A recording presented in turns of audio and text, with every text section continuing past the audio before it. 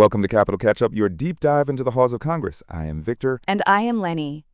Today, we are walking you through some fascinating legislative developments, from everyday daily life changes to major structural reforms. Let us start with something that touches almost every American wallet: the penny. House Resolution 3074, known as the Common Sense Act, is proposing to discontinue the 1-cent coin for general circulation. That is right, Victor. While existing pennies would remain legal tender and could still be produced for collectors, this bill sets up a framework to round cash transactions to the nearest 5 cents. It specifies exactly how to round up or down based on the final digit of your transaction. It also authorizes the Secretary of the Treasury to change the composition of the 5-cent coin to reduce production costs. Plus, the Federal Reserve would have to submit reports to make sure the coin distribution system stays stable and to evaluate how this affects vulnerable populations. It is a practical shift, but one that definitely requires careful planning. Speaking of everyday changes, we also have House Resolution 139, the Sunshine Protection Act of 2025. This bill wants to make daylight saving time the permanent standard time across the nation, ending our twice-a-year clock changes. It has passed the House and is now with the Senate Committee on Commerce, Science, and Transportation. It makes technical updates to the Uniform Time Act of 1966 and the Calder Act. Interestingly, it still allows individual states to keep their current exemptions or opt out of the permanent change. This was bundled into a broader procedural measure, House Resolution 1423, which set the rules for debating several bills. This includes the Daylight Saving Bill, House Resolution 8595 for national security and State Department appropriations, House Resolution 9237 for veteran benefits, and House Resolution 1181, which addresses consumer privacy. Yes, House Resolution 1181 is the Protecting Privacy in Purchases Act. It prohibits payment card networks and financial institutions from using specific merchant category codes that uniquely identify firearms retailers. Under this bill, these retailers would just be classified under general merchandise or sporting goods. The goal is to protect consumer privacy when buying firearms and accessories. The Attorney General would enforce this, and it would block state and local laws from requiring those specific codes. However, it still allows financial institutions to comply with fraud prevention and data security laws. Moving on to financial stability, let us look at House Resolution 6556, the Failing Bank Acquisition Fairness Act. This bill creates much tighter oversight for bank mergers involving distressed institutions. It restricts regulators from easily waiving deposit and liability concentration caps. They can only grant these waivers if there is clear and convincing evidence that the merger is necessary to avoid severe economic disruption.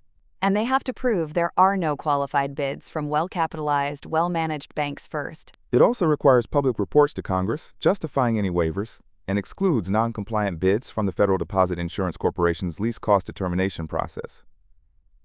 It is really about keeping the resolution process competitive and accountable. Now, let us talk about our older population. Senate Bill 2120 is the Older Americans Act Reauthorization Act of 2025.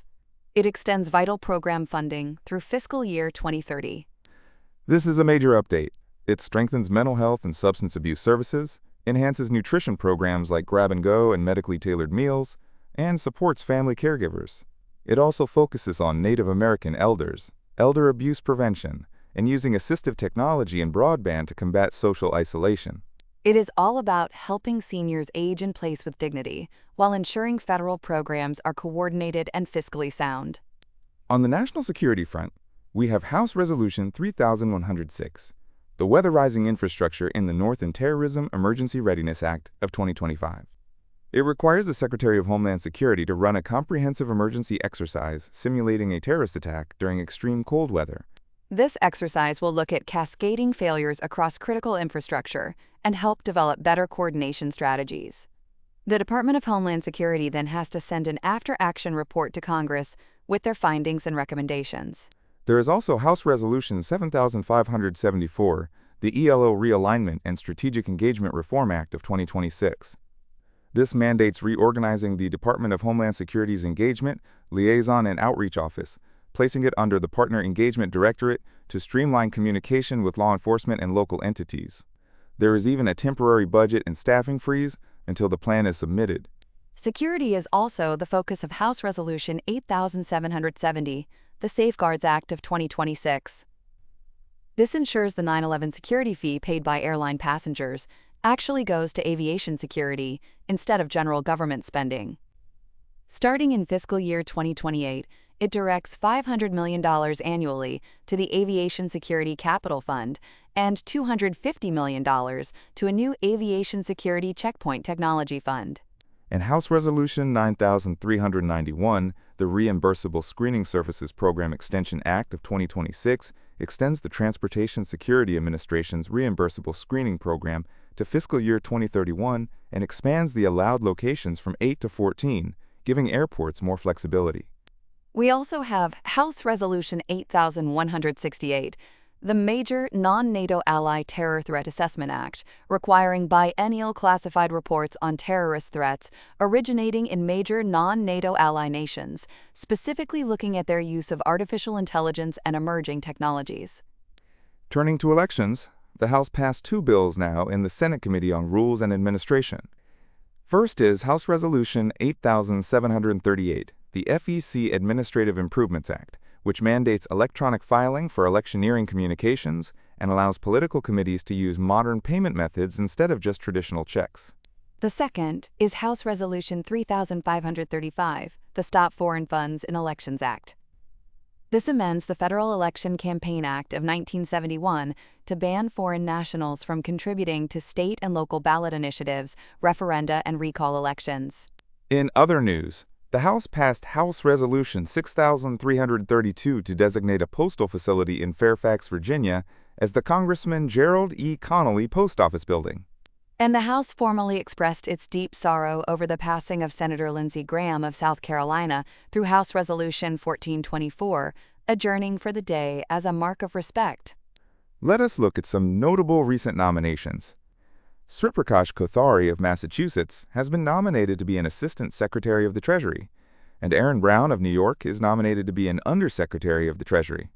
For the Department of the Interior, William Hague of Washington is nominated as Assistant Secretary, and Kevin Lilly of Texas is nominated as Assistant Secretary for Fish and Wildlife. We also see Kaveh Farzad of Maryland nominated as Assistant Secretary of Energy for International Affairs, and Brett Doyle of Connecticut and David Foley, Jr. of Virginia nominated to the United States International Trade Commission. On the judicial side, Cara Marie Westerkamp of Virginia is nominated to be a judge of the United States Court of International Trade, and Benjamin M. Flowers of Ohio is nominated to be a United States Circuit Judge for the Sixth Circuit. Finally, looking at the congressional daily records from mid-July, the House focused heavily on veterans. On July 16, 2026, they introduced and considered House Resolution 9237, the Take Care of America's Veterans Act. This comprehensive bill aims to reform the Department of Veterans Affairs, looking at compensation, education, mental health, and suicide prevention. The previous day, July 15th, they also passed two bills, House Resolution 6007 and House Resolution 5362, to rename Department of Veterans Affairs clinics in New Jersey and Georgia after veterans. Advocates Anthony Tony J. Gallopo and Colonel Michael H. Boyce. There were also tributes to Indiana FFA state officers and North Carolina public servant Maxine Peacock Hawley, while Representative Keeley raised concerns about a California tax increase. As we wrap up, what should our listeners watch out for? Keep an eye on the Senate's response to the Permanent Daylight Saving Time bill, the progress of the veterans, affairs reform, and how the financial sector prepares for stricter oversight on bank mergers. That is all for today's Capital Catch-Up. Thank you for listening, and we will see you next time.